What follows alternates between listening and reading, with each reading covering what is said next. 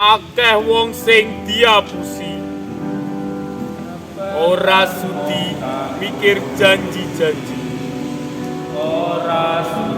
sing tau diucap lagi, sing penting makarya, ora mikir wong liya.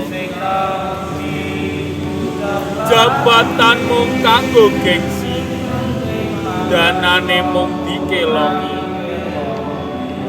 Saben dina diplosoro, mentolo mangan bondone wong liya.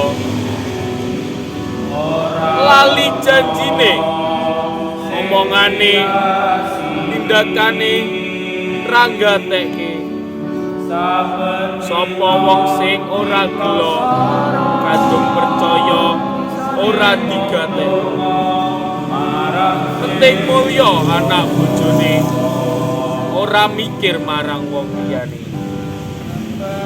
Atiku nelongso, bisane mung ndonga marang sing kuwasa.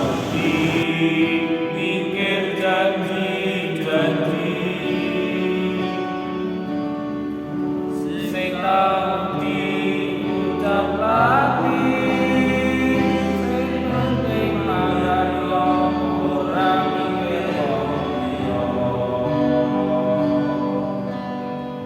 Danane mung dikorupsi, ora ana sing diasihi. Saben